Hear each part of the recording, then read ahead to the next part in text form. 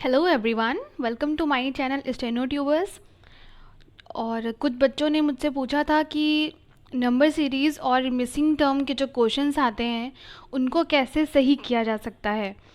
तो सबसे पहले तो मैं ये क्लियर कर दूं कि आज की इस वीडियो में मैं आपको इसके बारे में थोड़ी सी जानकारी देने वाली हूँ कि आखिर कैसे नंबर सीरीज़ और मिसिंग टर्म वाले जो क्वेश्चंस होते हैं उनको आप कैसे टैकल कर सकते हैं। ठीक है, किस तरह से आप उनका कॉन्सेप्ट क्लियर कर सकते हैं और कैसे आप अपने पूरे के पूरे मार्क्स जो है स्कोर कर सकते हैं। ठीक है, तो अगर मेरे हिसाब से देखा जाए तो मुझे लगता है कि नंबर सीरीज़ और मिसिंग टर्म्स के जो क्वेश्चन आए थे लास्ट ईयर 2019 में स्टेनो के, तो ज़्यादा आप कह सकते हैं कि वो मॉडरेट थे, नॉट वेरी डिफ़िकल्ट या हार्ड या नॉट वेरी इजी। ओके, दे वो मॉडरेट। तो आइए चलते हैं, देखते हैं कि कौन कौन सी चीज़ें हैं जो आपको इसके लिए करनी पड़ेंगी। तो मेरा पहला जो पॉइंट है, let me make you clear. First point है understand the concept of number series and missing term first. तो मैं पहले उन बच्चों की बात कर लेती हूँ जिनको बिल्कुल इसका आइडिया नहीं है कि ये आखिर है क्या। तो आपको कोई भी अच्छा सा यूट्यूब चैनल देखना है, उस पर सर्च करना है और उसमें आपको अपने कॉन्सेप्ट क्लियर करने हैं कि ये दोनों जो भी टाइप की क्वेश्चन है इनको किया कैसे जाता है। हर क्वेश्चन को करने का तरीका जो है, मेथड जो है वो अलग होता है। तो आपको सबसे पहले देखना ये है कि नंबर सीरीज़ और मिसिंग टर्म के जो क्वेश्चन है उनको कैसे अटेम्प्ट करते हैं। Okay, after that you have to see, अगर एक बार आपने नंबर सीरीज़ और मिसिंग टर्म के क्वेश्चंस को देख लिया कि इनको कैसे अटेम्प्ट करना है और कैसे किस तरह का क्या चीज़ होता है, उसके बाद में आपको फिर डिफरेंट टाइप्स ऑफ क्वेश्चंस की प्रैक्टिस शुरू करनी है। Start practicing different types of questions जो आपको एग्जाम्पल में दिया हो या वो खुद वहाँ पे करा रहे हो। देखिए कई सारे यूट्यूब प्लेटफॉर्म्स अवेलेबल है, आप बस सर्च करने की देर है आपको। वो आपको बेसिक से लेकर हाई लेवल तक हर तरह के क्वेश्चन आपको कराते हैं। ठीक है, आपको थोड़ी सी मेहनत करने की ज़रूरत है। फिर मेरा नेक्स्ट पॉइंट है start practicing all the previous years questions of number series and missing number.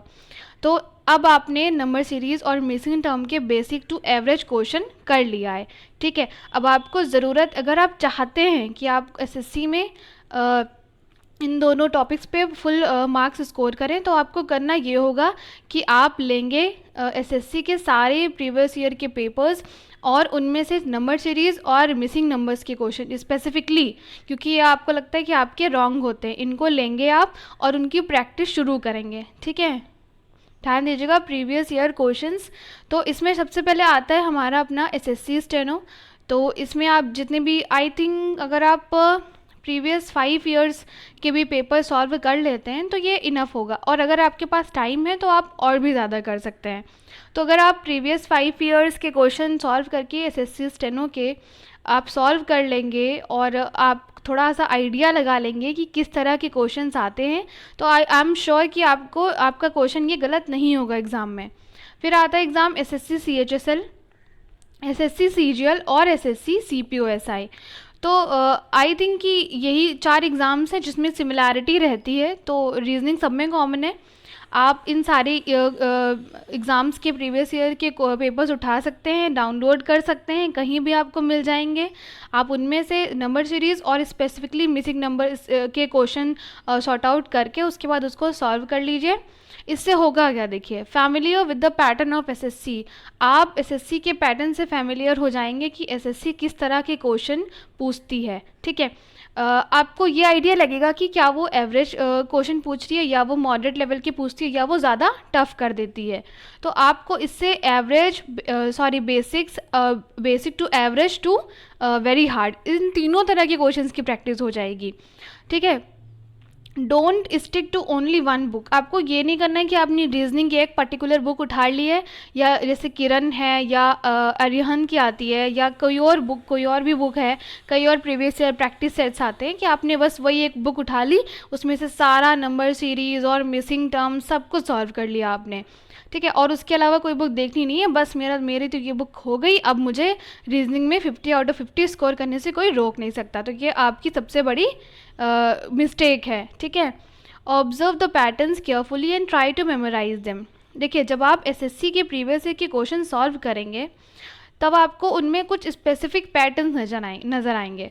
और ऐसा भी हो सकता है कि कुछ क्वेश्चंस रिपीट हुए हों, तो आप जब जो क्वेश्चंस रिपीट हुए हैं, जब उसमें आप सिमिलर पैटर्न्स देखेंगे तो भी आपके माइंड में वो पैटर्न एक तरह से फीड हो जाएगा। ठीक है, हमारा जो माइंड है वो कंप्यूटर ही है, तो जो चीज़ें हम ऑलरेडी पढ़ चुके होंगे, जैसे मैं आपको एग्जांपल देती हूँ, जैसे कोई सीरीज़ का क्वेश्चन आया, ठीक है, ऐसे नंबर्स लिखे हुए हैं, अब ऐसे ही कुछ मान लीजिए 2 4 6 समथिंग, कुछ भी ऐसे मान लीजिए, ठीक है। अब उसमें आपने एसएससी के प्रीवियस ईयर में सॉल्व किया है कि यहाँ पे स्क्वायर रूट आ रहा है, फिर यहाँ पे स्क्वायर रूट में, फिर यहाँ पे स्क्वायर रूट करके ऐसे ऐसे आप देखिए कई तरह के पैटर्न्स होते हैं। क्यूब रूट्स आ जाते हैं, कभी क्यूब्स आ जाता है, कभी मल्टीप्लाई में आ जाता है, कभी सब्ट्रैक्शन, डिवीज़न, इसमें कुछ भी लग सकता है। ओके, तो ये ऐसी चीज़ नहीं है जो आपको रट्टा मार के आएगी, ये सिर्फ और सिर्फ आपको प्रैक्टिस करने से आएगी। जितनी ज़्यादा आप प्रैक्टिस करेंगे उतना ही ज़्यादा अच्छा आप स्कोर करेंगे। ठीक है, तो मेरे कहने का मतलब है जब आप क्वेश्चन करेंगे तो आप उनके पैटर्न्स को केयरफुली थोड़ा सा ऑब्जर्व करिए, थोड़ा सा कीन ऑब्जर्वर बनिए। ठीक है, जब आप क्वेश्चन कर रहे होते हैं, एटलीस्ट वो क्वेश्चन अगर आपको पेपर हॉल में दोबारा से मिल जाए तो आप उसको 110% कर लीजिए। ये नहीं होना चाहिए कि ये क्वेश्चन तो मैंने पहले सॉल्व किया था लेकिन अब मुझे इसका पैटर्न याद नहीं आ रहा है। कभी कभी हो सकता है, इट हैपन्स कि क्वेश्चन रिपीट हो जाए। ठीक है, तो आपको नंबर्स तो याद रहेंगे नहीं, उनका पैटर्न्स आपको याद रखना चाहिए कि अगर आपने तुरंत देखा कि ये ऐसे ऐसा पैटर्न फॉलो हो रहा है, बस आपको ध्यान आ जाएगा कि ये कॉन्सेप्ट लग रहा है and this is the answer. Okay, and try to memorize them. आप मेरे कहने का मतलब समझिए कि आप रट नहीं सकते नंबर सीरीज़ के क्वेश्चंस, आप मिसिंग टर्म के क्वेश्चन आप रट नहीं सकते। आप इसको बिल्कुल कहते हैं कि इस एक्सपर्टीज़ हासिल नहीं कर सकते इसमें। हाँ, ये है कि आप सिर्फ जो आपके हाथ में है वो है practice, and practice makes the person perfect. Okay, तो आपको करना यही है। मेरे हिसाब से, मैंने जिस हिसाब से किया था, मुझे अच्छे से याद है कि मुझे भी बहुत प्रॉब्लम होती थी। इनफैक्ट एग्ज़ाम में भी मेरे कुछ नंबर सीरीज़ के 1-2 क्वेश्चन वो लास्ट सेकंड तक मैं ट्राई करती रही, बट वो नहीं आया। एंड लास्ट में जब मैंने देखा तो मुझे लगा कि हड़बड़ी की वजह से वो क्वेश्चन मेरा नहीं आ रहा था। ठीक है, बल्कि वो इतना भी टफ नहीं था, मुझे बस उसमें एक पैटर्न समझ में नहीं आ रहा था। तो इसी चीज़ के लिए मैं कहना चाहूँगी कि मेरी मिस्टेक यही थी कि मैंने रीजनिंग के लिए कोई स्पेसिफिक बुक नहीं यूज़ की थी। तो मुझे ये मैंने अपना जहाँ से भी जो भी हो सकता था प्रैक्टिस किया था, और मुझे आइडिया प्रीवियस ईयर के पेपर को देखते हुए, जब आप 2017 के क्वेश्चन पेपर को देखेंगे तो उसमें रीजनिंग एकदम बच्चों जैसी रीजनिंग आई है। ठीक है, अगर आप 19 में जो पेपर हुआ था उसको उठा के देखेंगे तो आपको लगेगा कि हाँ कुछ लेवल है इसमें।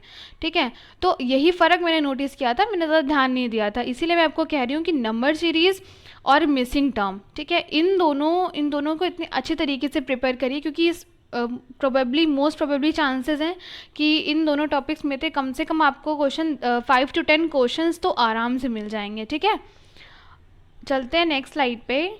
Tip from my side. देखिए, मेरे साइड की अब आप पूछेंगे कि जिन बच्चों के नंबर्स अच्छे आते हैं तो वो ऐसा क्या करते हैं कि उनके नंबर्स अच्छे आते हैं, तो ऐसा कुछ नहीं है। जो चीज़ उन्हें परफेक्ट बनाती है वो है प्रैक्टिस, प्रैक्टिस एंड प्रैक्टिस। ठीक है, तो आपको सिर्फ प्रैक्टिस करनी है, और इतनी प्रैक्टिस करनी है, इतनी अच्छे से प्रैक्टिस करनी है कि ना सिर्फ नंबर सीरीज़ और मिसिंग नंबर्स, बल्कि जो अदर क्वेश्चंस भी हैं उनमें भी आप तुरंत सॉल्व कर लें। ठीक है, तो मेरी हिसाब से यही आपको करना है। Thanks for watching Steno Tubers. और अगर मेरे वीडियोस आपको अच्छे लगते हो तो please subscribe to my channel, और बेल आइकन को ज़रूर प्रेस कर दीजिएगा ताकि नोटिफिकेशंस अवेलेबल हो जाएं आपको। ओके, शेयर करिए ना करिए, आप पढ़िए ज़रूर। ओके, और अगर आपको रीजनिंग के और टॉपिक्स के ऊपर डाउट है या आप टैकल नहीं कर पा रहे हैं तो प्लीज़ मुझे कमेंट करके बताइएगा, तो मैं कोशिश करूँगी कि उस क्वेश्चन को अटेम्प्ट करने का तरीका आपको बता सकूँ कि आखिर कैसे हो सकता है। कभी कभी ऐसा होता है कि आपके मेथड में और सामने वाले के मेथड में डिफरेंस हो जाता है और वो मेथड ज़्यादा ईजी रहता है। ठीक है, हो सकता है क्योंकि काफ़ी बच्चों को ऐसा पता नहीं होता है, शुरू में किसी को नहीं पता होता है, एक्सपीरियंस के साथ सारी चीज़ें आती हैं। Okay, so don't worry.